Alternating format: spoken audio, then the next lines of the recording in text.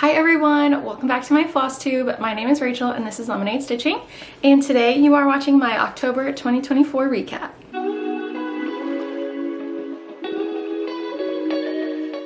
So this past month I stitched about 8,822 stitches, and I worked on 5 different projects, and I'm really excited to show them to you because 4 out of 5 of them are finishes. So I made amazing progress this month. I'm really excited about what I was able to finish and really pare down my whip list as we get ready for the new year. And yeah, let's just jump into the finishes. I'm also gonna have some really exciting haul. I'm going to recap my trip to Coloring Cotton with some of my Flosstube friends, and I also have a little bit of knitting that I'm going to save for the end to show you some progress and some haul that I got as well. So my first finish that I have up, I have been working on for several months. I started this back in June of 2024 and I finished it on October 22nd, and this is Let's Make Memories, and this is what she looks like all completed. I'm really happy with how this came out. This is a chart by Imaginating. It's just 4 colors, and I stitched this on 28 count white opalescent linen, and it is stunning. All of these like words and stuff are backstitch, so once I got the big shutter in the center done, it was really quick to finish up the rest. And this was the main project I worked on while I was at Coloring Cotton earlier this month. And it was a good retreat stitch because I was just doing backstitch and it was really easy to follow. I stitched most of the backstitch in hand, and I found that pretty manageable. I did do all of the backstitch like 1 stitch at a time rather than doing long stitches, which I think is why it was easier in hand. If I had been doing long stitches, I probably would have still done it in a hoop, just to make sure that the tension was right. But I'm really happy with how this turned out. And now it's time to pick out a frame. Per my measurements, I think this is gonna fit perfectly in an 8x10 frame, with just a little bit of margin. So I'm excited to go see what I can find for this. All right, my next finish is my Baldaquin Birdies bonus chart. I started this back on August 25th of 2024, and I didn't put the date in my Notion of when I finished it, but looks like October 24th was the last day I worked on it. And this is how it came out.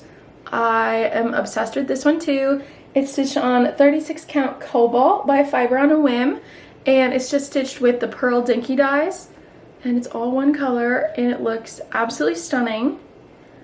I think I remember measuring this and it's going to be in a 5x7 frame, but don't quote me on that because it's been a little bit since I last measured. But I'm really happy with how it came out. I think it looks amazing. Let me fix the focus on here. Ugh, it's so pretty. I don't know where I'm going to hang it up, but I think I am going to frame it rather than doing like a creative finish with it.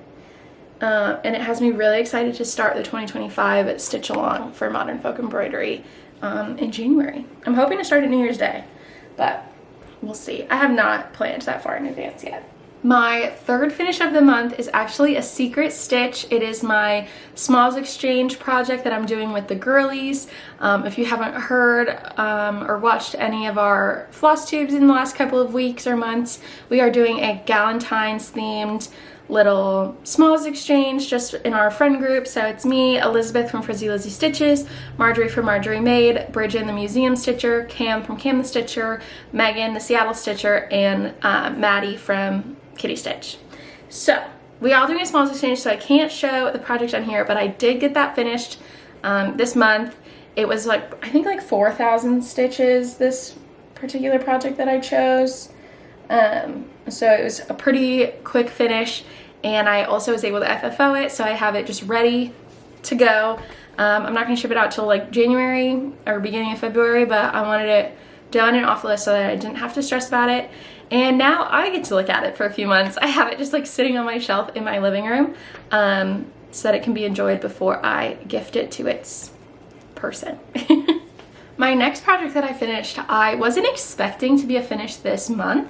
It was definitely something that I had been wanting to finish for a while, and I pulled it out at the beginning of October to get some good, decent progress. and I worked on it for several days and got a ton of progress, and I was like, actually, I think I can finish this month. Like, I think I can knock this out, and I think I can get it done. And I'm happy to say I was able to. And this project does have a bit of a backstory that I am going to share, since it's my last time showing it on the channel before I get it framed. But this is Birdhouse Garden, a sunset kit, and it is all done. So this particular project, if you haven't watched any of my floss tubes before, is really, really special to me. It was started by my grandmother years ago. I don't really know when exactly, but she is the one who's taught me to cross stitch, and she gave me all of her cross stitch stash and supplies when she stopped crafting. And so I inherited this from her. And when I first got all of her supplies, I got the chart and I got the floss. It was on like the kit floss card, but I didn't have the chart. I didn't have the fabric. I didn't have anything that she had stitched. But I knew I had like seen it before, but I just didn't know what had happened to it. And so I almost got rid of the floss because I was like, well, I don't need this. But for whatever reason I didn't. It had just been sitting in stash. And then in May of 2023, I was getting ready to move. I was packing up all my stuff, and my dad was like, oh, by the way, I have this needle point in the basement for you. You should probably take it with you. And I was like, what? And he pulls out a cardboard tube of something he had like put away, and it was this project started by my grandmother. She had stitched all of the birdhouses, and so it was like a long lost project, and I was so excited to have it. And I decided I was gonna finish it for her. I mean, like for me, but to remind me of her. And I really wanted to be able to finish it while she was still alive so that I could show it to her. And I am happy to say I did. So I'm gonna be showing this to her when I go home for Christmas in a couple of months. And it is just absolutely stunning. So basically she had stitched like the 4 main birdhouses in the center, maybe 5, and I finished those up. I did all of the flowers and the leaves and the bird, and then I did all the back stitch, and this is how it came out. It's absolutely stunning. I did put both of our initials in, but I did it kind of light so that it didn't take away from the design. But they're down here above the blue flowers. So there's an RL for myself, a BS for my grandma, and then 24 as well, since that's the year I finished it. And I chose to do it in the lightest blue color so that it would kind of blend in. And like, I know it's there, but it doesn't like stick out. And I also did it in the middle of the project so that if I frame it, or when I frame it, the very edge might get covered up. And so I didn't want to do it like in a corner or something and then have it get covered up by the frame. So I'm really happy with how this came out. I'm really happy that it's finished and I can get it framed and hung up on my wall so I can look at it and think of my grandma every time I do. But a second part of this story, I was thrifting last weekend for the first time in a while, and I was just like, I need to go to the thrift store. I haven't been in so long. Like, I just was like, today's the day. I'm finally going to Goodwill. I'm gonna see what I can find home decor wise and just see what's there, maybe some decorations and stuff for the holidays. And I was going through the store and I was looking at the artwork to hang up because I want just, you know, art for the walls. There's always something, there's always a place that could have something hanging on the wall, especially this blank wall behind me. And I found the perfect piece to hang up on the wall, and I'm hoping to have it hung up by my next floss tube. But I found a matted painting of Birdhouse Garden. So I'm gonna try and get this without the glare from the window too horribly. But I found this huge painting version of it, and it was literally $8.99, and I just thought it was so special. And obviously I have the cross stitch version, but to me, like, this painting has just become so special, like, because it reminds me of my grandma. So I was like, this is absolutely coming home with me. So I'm really excited to have this. Not 100% sure where it'll go, or like if I'll put them both in the same area. If I don't break the glass, if they'll go in the same area. But I'm thinking I'm gonna put it back here to like decorate this wall, start decorating this wall, and have something more interesting to look at for my floss tubes. Other than like this plain white background. But I'm just really happy to have found this. It's got a wide light pink matte, and then it has pink and blue, like a darker pink and navy underneath the matte, but I think it's part of the print of the painting. I don't think that's additional mattes. It looks like they're just printed to give like the look of a double or triple matte, but it's really gorgeous. Absolutely stunning, and really cool to see this painting in another medium in addition to the cross stitch, and it's way bigger. Like, there's the painting and here's the cross stitch version. Like, they're very different sizes, I think. Actually, that's not even that true. They're not even that different. The matte makes it look so much bigger, but regardless, I love it. They are very similar, and I'm really happy to have both of these in my house. I've thought about like giving one to my grandma to decorate her room, or somebody else in the family for at least a little while, but I don't know that it would be as special to anyone else as it is to me, so I'll probably just keep both of them. But I'm really thankful to have both of those, and I'm really excited to get this one framed, the cross stitch one. I am worried about the margins. As you can see, I have fabric sewn on both ends because the margins from the kit are minimal. There's almost ½ an inch on the top, and then there's about 1 inch on the bottom if you include like the waist edge. So I was gonna get this professionally framed like at Michael's or something, but I honestly don't know if the people at Michael's will be able to frame it just because it is so snug, so I might end up just doing it myself. I might order, or I would order a custom frame and mat, but I might just assemble it myself, just so I can make sure it's not done right, because I am no professional by any means, but at least if it's messed up, it's because I did it myself and not because I let like some kid at Michael's who doesn't actually know how to frame stuff frame it. So I don't know, we'll see. Nothing has been decided yet. I don't know exactly like what look I'm gonna go for with the frame on this. I'll have to take it in and see, but I'm excited to have it done being stitched, and I'm really excited to show my mom and show my grandma when I go home. Okay, the last whip that I worked on for this month, number 5 for October, is In the Library by Mojo Stitches. I started this back in August of this year for my birthday, and I am stitching this with all of the called for cottage garden threads. That was what I asked for my birthday this year, and I'm really excited. I'm stitching it 1/2 on 36 count weathered stone by Atomic Ranch, I think. Yeah, Atomic Ranch, and it's a white linen with very light green modeling in some places, but it's very faint and hard to tell depending on the light that you're in. But I got lots of progress on this project this month. I got about 1,600 stitches in almost, and that has put me at the 69.7% mark, so just about 70%.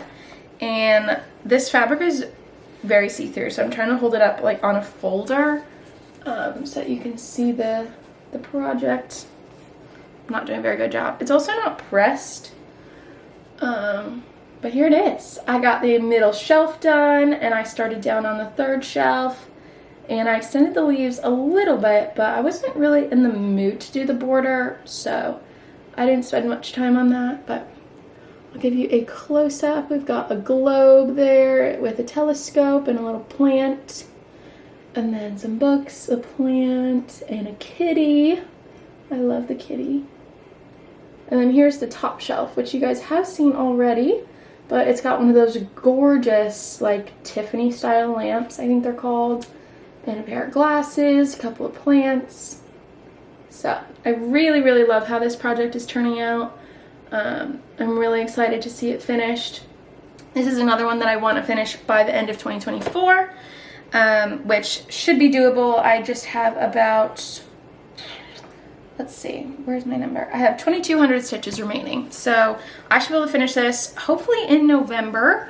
If not November, then in December. But this will be done by the end of 2024 because I have lots of big projects planned for 2025, so I'm trying to clear out my whip list to make room for some new stuff.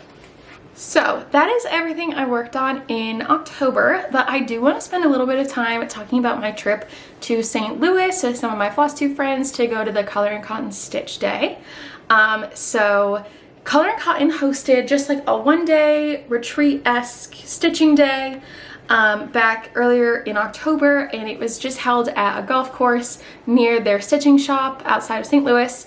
And I decided to go, and I carpooled with Erin and Amity from the Hathaway Stitchers, and we met up with Elizabeth for Lizzie Stitches and Maddie from Kitty Stitch. We all drove over to St. Louis, we got an Airbnb together, and had a nice little long weekend. It was so much fun to hang out with them all. And I had met all of them in person already, so it was really fun to just like meet up and have a good little girls trip, a little girls weekend. And we did lots of shopping, we got some delicious Mexican food, we were able to meet some more Flosstubers and cross stitchers from the community, and it was just overall a really great trip. So we went up on a Friday. The stitching day was on Saturday, but we went up a day early to make sure we got plenty of time in the store to go shopping. So I think we ended up being at the Color and Cotton shop for about 3 hours on Friday, and we did lots of shopping. We did some serious damage in that store. We went right there. Like, we drove 5.5, 6 hours and like went straight to the store. But I'm excited to show you guys what I got. I will say, if you've heard about the Color and Cotton floss wall, it is just as amazing as people say. When you walk into the shop, it's immediately on your left, and they have, I swear, like every single color you could possibly imagine on that wall. And they're all so vibrant and stunning, and there's so many gorgeous shades. Like, there's something for every project, and it is definitely something that's hard to like tell online if you're just shopping for their floss, because there's so many shades. It was really nice to be able to like see them all and match colors up based on like what you're seeing in person. But it was really great. It was a little overwhelming at first, but once I like had 10 minutes to like settle in and do a lap around the store, I was like, okay, now I'm ready to shop. I did not go in with a plan, which I'm happy about, but I also wish I kind of had a plan, because like I said, I was just overwhelmed when I got there, and so it was like, I don't know what to do. My plan was to just go in and let a project speak to me and kit that up while I was there, which I did end up doing, but it was hard not having like any solid place to start. Like, if I had brought a project that I knew I was gonna kit up, at least I'd be able to start with that and then go from there. But I think it all worked out exactly how it should. So I'm going to jump into my haul that I got. So I got several pieces of fabric, so that is what I'm going to show first. And when you're buying fabric at the Color and Cotton shop, there are two options. So they have a table of pre-cut, pre-packaged fabric that you can choose from, and they're sorted by size. Or they have like a hanging rack of fabric that they can cut to order, and that is Color and Cotton dyed, but also some other brands as well. They had Weeks, Picture This Plus, I don't know what else they had, because those were what I mainly looked at, but I know they had a couple other dyers as well, and they have listed on their website which dyers they generally carry. But the pre-cuts were all Color and Cotton dyed, and so that is what I went through first and just kind of picked out some fun colors to add to stash.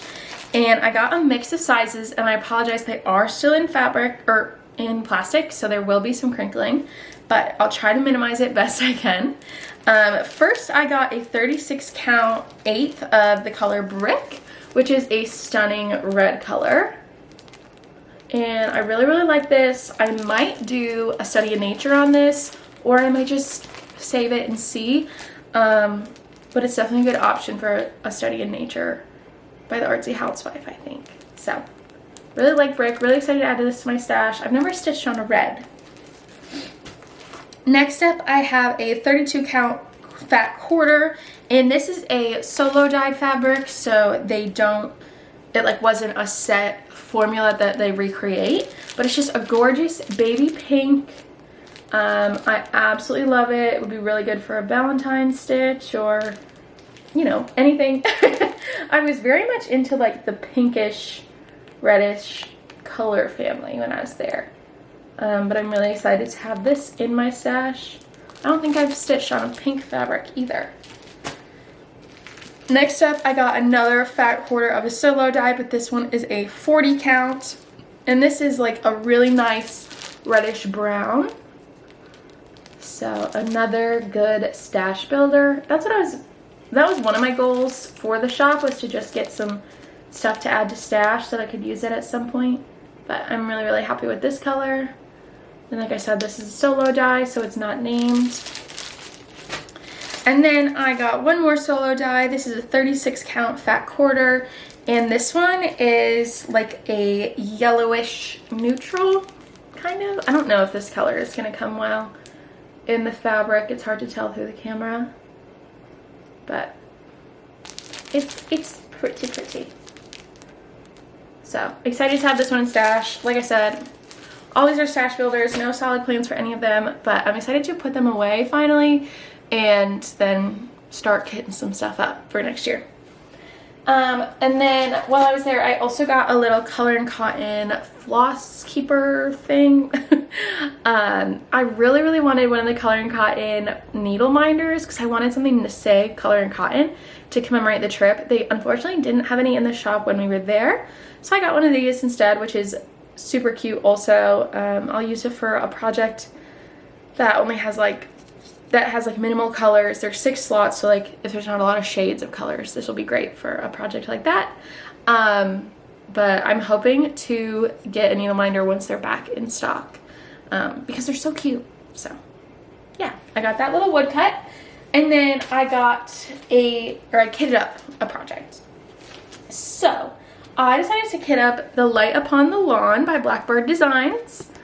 I saw this in the bin and I was like, yep, this is it. This is the one I'm kitting up. I thought it was like a good amount of colors to do a conversion, but like not too many. It ended up having 11 colors, and it calls for all Weeks Dye Works, and Color and Cotton in the shop have Weeks Dye Works, they have Classic Color Works, they have a full set of DMC. So I was able to pull all of the Weeks colors and then just go color by color, hold it up to the colors on the wall, and pick my conversion. And I tried to stay pretty true to the original colors of the pattern. Obviously there's slight differences when you're going between dyers, but for the most part I tried to stay pretty similar. And this is what I came up with. I want to give you like a good overview. And I did buy 2 of each color because there's a couple other Blackbirds that I want to stitch in this same color pattern. Maddie got one of the other patterns from this series that I want to stitch in these colors, and there's another chart that I'll show in a couple of minutes that I will probably use this same color palette for as well. But they are absolutely stunning flosses, and I'll put up a picture like comparing the flosses I got to the original called for colors. I was really proud of myself with this conversion. Everyone said it was absolutely stunning, and that it was a really good match, and they were very impressed. I was like, oh, thank you. That was a first, so I was really excited about it. But I'll go through and just kind of show you the colors if you're not familiar with Color and Cotton. So, and I'll also post my color conversion on my Instagram story and save it so that if you're interested in this color palette, you can get it for yourself. But I will go through it just for a minute, just so that everyone can have it. So first up, I have Winter Flannel, and I subbed this for Famlico. I think that's how you say it. So this is like a gray-green. And then I have Winter Spruce, which I subbed for Caper. This is like a dark, mossy army green. I hope the colors are going to show up okay. I have Bay Leaf, which I subbed for Flatfish. And this is a brown. I have Carnival, which I subbed for Gray. I have Old Gold, which is a sub for Schneckley. I hope I'm saying that right. This is like a dark yellowy gold. Very pretty. I have Pale Ochre, which I subbed for Beige. All these colors are so gorgeous, and they're like kind of dusty, which I absolutely love. So I'm really happy with this. Next up, I have Toasted Marshmallow, which I subbed for Sandcastle. I have Allspice, which I subbed for Cocoa. Winter Moon, which was a sub for Jaybird. Battleship, which is a sub for Deep Sea, like a deep blue. And then Duck Pond, which was a sub for Bluebird, and this is like a medium dusty blue. So those are all 11 colors I got. Like I said, I got 2 skeins of each, so it'll have plenty to stitch lots in this colorway. And about half of these are special editions. So it's not that they will never make them again, but they're not necessarily part of their set, like always will make set of colors, if that makes sense. But as of right now, October 2024, to my knowledge, you could still get any of these. Even if they're not listed online, you could probably call the shop and have them ship an order to you and pay over the phone. So that is that. I'm really, really excited. Oh, I forgot to show the fabric that I got. I also got gray fabric, a 32 count linen by Weeks, and I'll take this one out of the bag so that you can get a true color match. And this is like a brownish gray. It's like really not that gray. It's like a brownish gray, and it looks absolutely stunning with the floss that I got. So I'm really, really, really excited to start this one. I want to start it right away, but I am probably going to wait until January, or at least till like my other projects that I want to get done for the year are done, because like I said, I'm trying to get that WIP list down. So this might be like a Christmas vacation start, or just, I don't know, but I'm excited to finally put it all away, put it in a bag, and have it ready to start. So that is everything I got at the shop. I do have one other thing to show you from my Color and Cotton weekend, and that is some floss that we got at the stitching day. And we got like a little gift bag of 3 limited edition no name colors.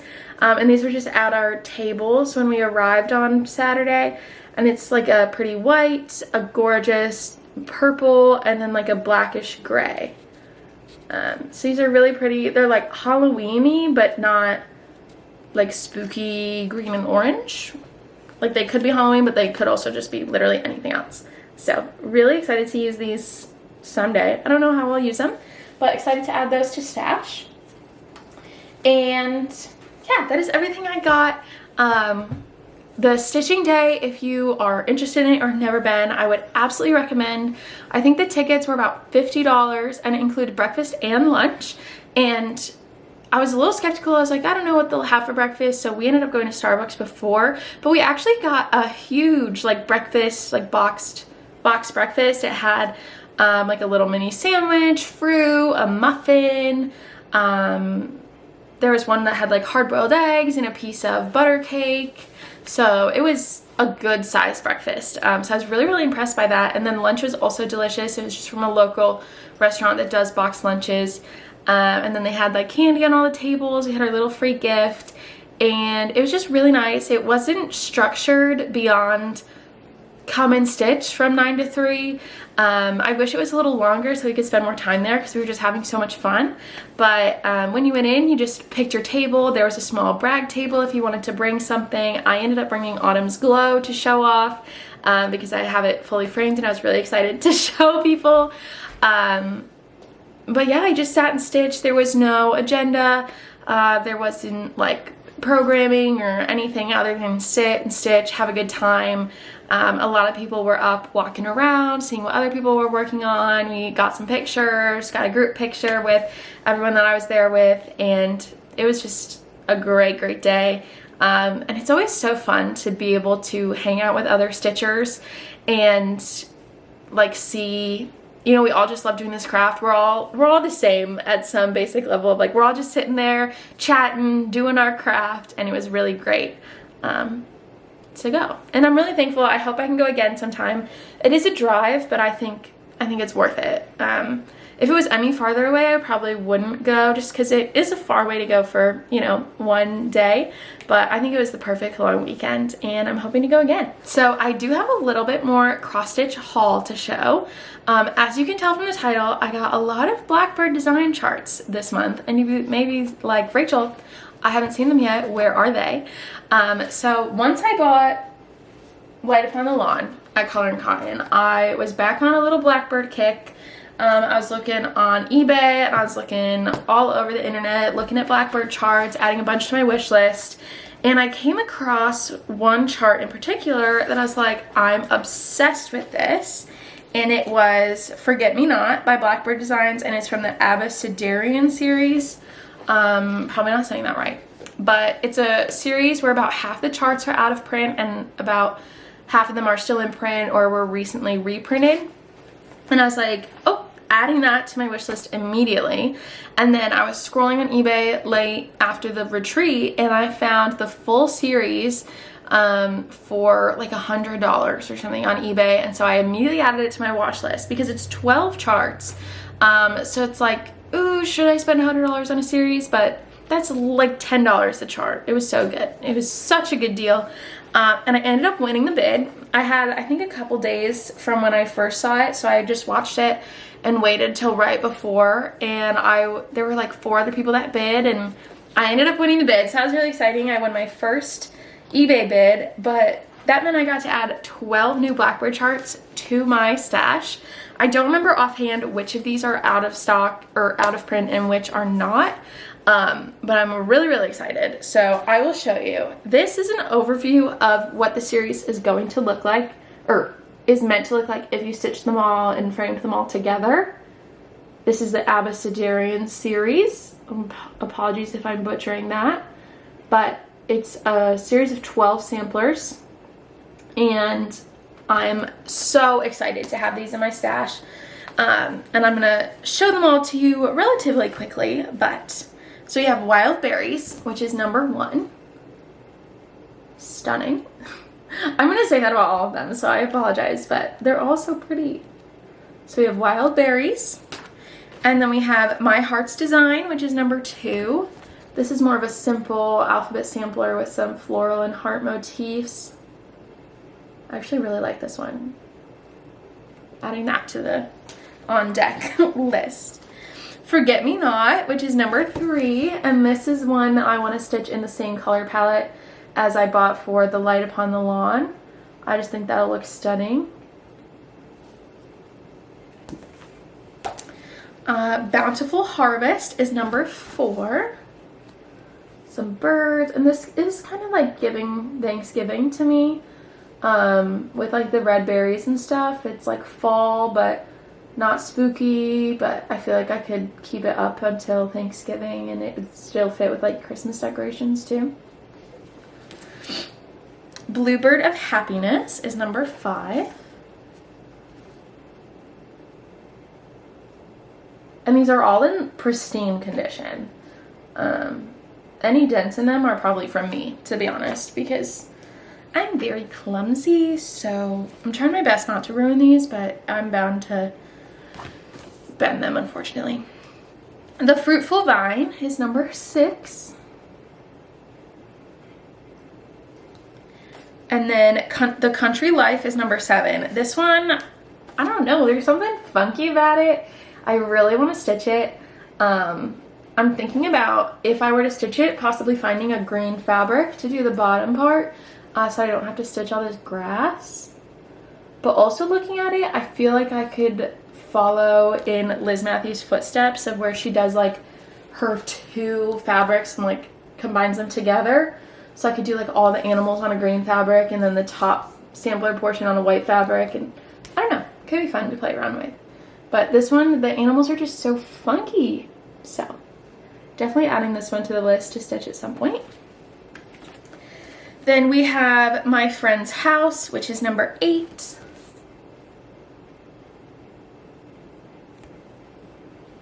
I have Rosy Morning, which is number 9. This one's really sweet, with the blue house and like the pink reddish flowers.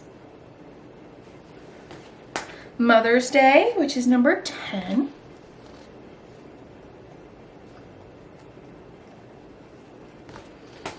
Summer Harvest is number 11. I really like the basket in the center with all the fruits and stuff.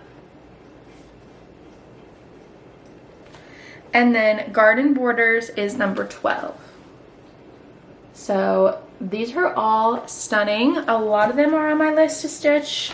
Not all of them are favorites right now, but that could change over the years.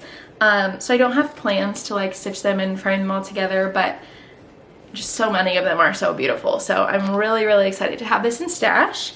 And when I found those on eBay, I did find one other out of print chart for a good deal that I really liked, and that is Tulip Manor. So this is the last Blackbird that I found in October and added to my stash, and probably will be the last one getting added for a while. But it's this gorgeous like pink reddish house with some tulips, and it's just so cute. So I don't know if you can tell, I love Blackbird. I love Blackbird Designs. It's a big month for Blackbird in my house. So I am probably putting myself on a purchasing ban for the foreseeable future. But in all seriousness, I probably am going to try not to buy anything cross-stitch related for the beginning of 2025. I'm giving myself 3 months, but I was talking to Marjorie and I might try to do 6 months, like from January 1st until StitchCon, and then I can buy whatever at StitchCon. But I just have so much kitted up already and so much stuff in my stash that I love, and also just so much stash in general that I want to try to work through that and make some plans with my stash, fabrics and floss and patterns, and then see what comes of it. But I am very, very thankful for all of my new Blackbird design charts. That being said, if you ever know of a good deal for an out-of-print Blackbird, let me know, because, you know, if it's too good to pass up, then I probably won't pass it up. But anyway, that is all of my cross-stitch haul. That is everything I added to stash this month. It's crazy that it's only been a month. Feels like forever. I do have a little bit of knitting to share, so if you're not interested in knitting, then thank you so much for watching. And if you aren't interested in knitting, it's just a little bit, but I finished my first pair of socks. I'll put up a picture here because silly old me wore them once last week or whatever, and now I don't really know where they are. I'm sure they're just like in a pile of laundry somewhere, but I haven't done laundry yet, so I wasn't able to find them, but thankfully I took a picture of them, so I'll put that up here. They fit really well.